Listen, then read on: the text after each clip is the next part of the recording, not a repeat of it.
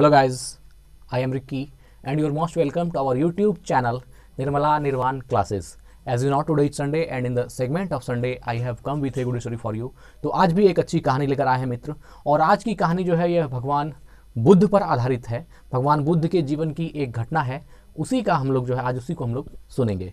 तो कहानी कुछ इस प्रकार है मित्र कि जब भगवान बुद्ध घर छोड़कर निकले थे तो उनको जब वो सन्यासी जीवन के लिए जब वो प्रवेश किए तो उनमें उनके साथ जो है 5-6 और भी मित्र हुए उनके, जो सन्यास जीवन ही जीने के लिए वह भी जो है घर छोड़कर निकले थे।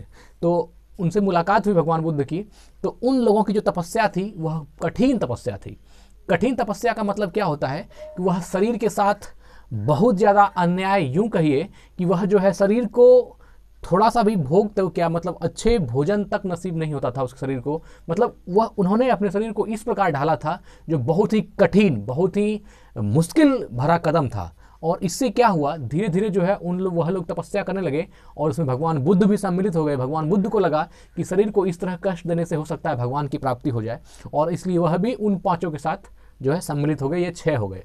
इन्होंने बहुत कठोर तपस्या की और इस क्रम में क्या हुआ कि भगवान बुद्ध एक दिन निरंजरा नदी के किनारे तट पर जो है ध्यान कर रहे थे, और बाकी जो उनके मित्र थे वह भी वहाँ पर ध्यान कर रहे थे।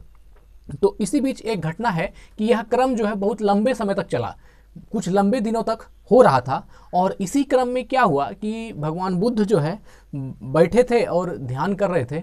तो इसी क्रम में एक जो वहाँ का निरंजरा नदी के किनारे जो नगर था, वहाँ की जो एक नगर वधू थी जिसका नाम सुजाता था। तो वह जो है वह एक महिला थी जिसने कि अपने उसका यह प्रण था कि जिस दिन हमको मैं मतलब मेरे गर्भ में कोई भी आत्मा का वास होगा, जब मतलब मैं माँ बनूंगी, तो उसके उपलक्ष्य में, उसके खुशी में मैं जो है ब्राह्मणों को या जितना भी साधु है उन सभी साधुओं को मतलब एक सुसंस्कारित भोजन कराऊंगी। तो यह जो है कहानी वह बुद्ध से जुड़ी है, यह आगे आपको समझ में आएगा। तो यह उनका जो है प्रण था कि जब मुझे कोई भी, जब मेरे घर में शिशु होगा तो मैं जो है साधु को परम जो है सुसंस्कारित भोजन कराऊंगी। कुछ दिन बाद जो है, कुछ समय के अंतराल पर वह जो है गर्भवती होती है और उनको यह आभास होता है कि मेरे कोख में जो है एक आत्मा अवतरित हो चुका है, जन्म हो चुका है, मतलब कि वह जो है स्थान ले चुका है।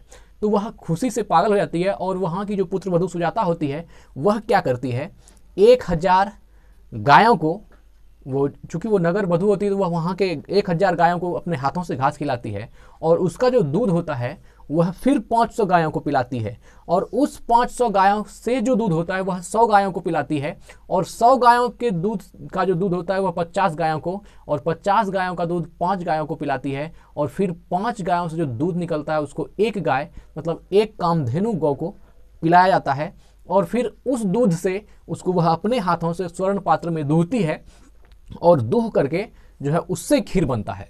क्योंकि हमारे मान्यता था पहले जो है सनातन धर्म में कि एक गौ भी माता होती है और जो उसका पालन पोषण करता है वह भी माँ ही है। तो दोनों का संस्कार जब एक साथ मिलेगा तो वह बच्चा ज़्यादा सुसंस्कारित हो, इसके लिए ऐसा किया जाता था, ऐसा अनुष्ठान माना जाता था। तो फिर उस गाय, कामधेनु गाय के दूध से जो है खीर बनाया गया, और वह खीर बना करके, तो चूंकि उसका प्रण था कि जिस दिन भी मेरे कोख में आत्मा का निवास होगा तो उस दिन मैं निरंजना नदी के किनारे वट सावित्री पूजा करूंगी, और पीत वस्त्र धारण करके वह वट सावित्री पूजा करने भी गई।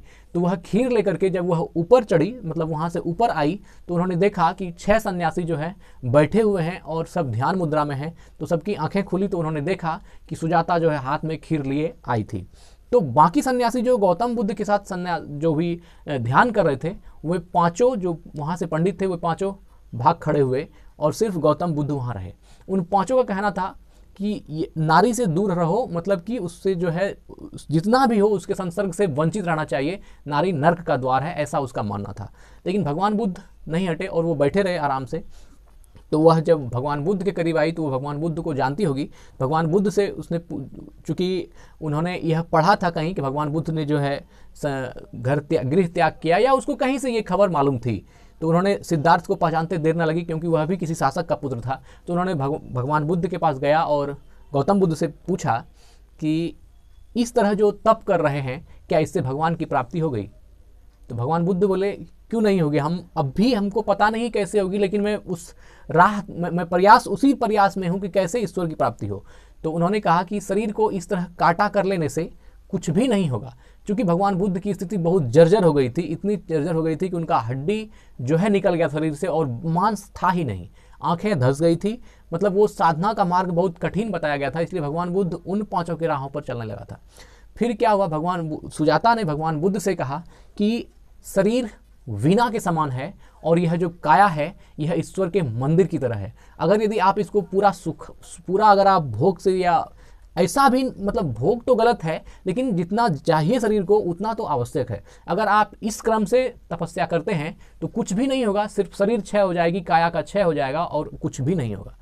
तो उन्होंने जो है अपना खीर निकाला और भगवान बुद्ध को खाने के लिए दी। भगवान बुद्ध जैसे ही उनकी आंखों में देखा तो उनको वात्सल्य प्रेम जो एक उस महिला के प्रति था वह उमड़ पड़ा और उन्होंने उसको ना कह सका, क्योंकि उनको लगा कि जब ये लेकर आई है तो कैसे ना करें। उन्होंने यह भी, भगवान बुद्ध को यह भी लगा कि सभी चेतना, सब औरत हो या मर्द हो, चेतना का वास तो सब में एक ही है। इसलिए उन्होंने ना सोचते हुए उन्होंने उनसे खीर ले ली और जैसे ही खीर लिया तो वो पांचों पंडित भाग खड़े हुए कि जो नारी का कोई भी सामान ले सकता है, नारी की बनाई हुई कोई वस्तु खाएगा तो उससे क्या होगी, वह पथभ्रष्ट होगा और वह भटक जाएगा। लेकिन ऐसी बातें होती नहीं है। भगवान बुद्ध ने कहा जहाँ हृदय में प्रेम हो, हृदय में आपस में हृदय साफ हो, वहाँ ऐसी कोई बातें नहीं होती। और वह पांचों जो है भगवान बुद्ध को छोड़ करके भाग खड़े हुए।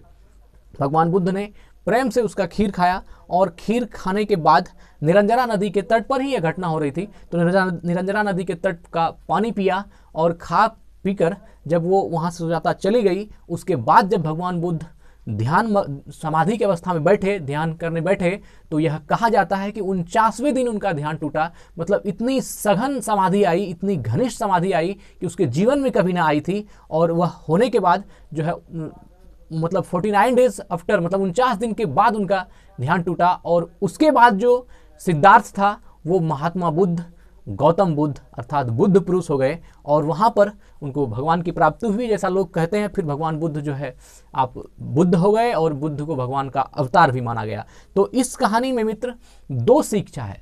पहली सीख तो यह है कि कभी भी अगर ये जो हमारा शास्त्र में कहीं कहीं लिखा है नारी नर्क का द्वार है, या ये सारी बातें जो है यह कर्मकांड है, यह जो है आडंबर है, यह चीज़ें जो है सिर्फ मनगढ़ंत है। अगर आप व्यवहारिकता की दृष्टि से देखें, ज्ञान की दृष्टि से देखें तो यह सब कुछ नहीं है। जो इस बात को समझते हैं वह आप किसी भी महापुरुष का चरित्र देखें, उन्होंने ऐसा कभी नहीं कहा कि ये जो है अलग है और ये गलत है, ऐसी बातें नहीं होती। दूसरी सीख जो मिलती है वह सबसे बड़ी सीख यह है कि सम्यक मार्ग।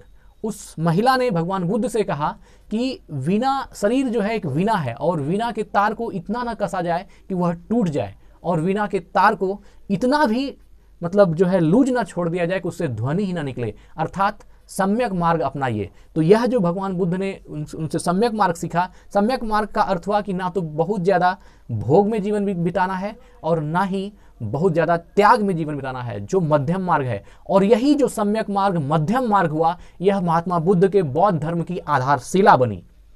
तो हमारे जीवन की जो मूल सीख इस कहानी से है वह यह है कि हमें भी अपने जीवन में सम्यक मार्ग को अपनाना चाहिए। तो थैंक यू। कैसी लगी कहानी बताइएगा कमेंट बॉक्स में। धन्यवाद।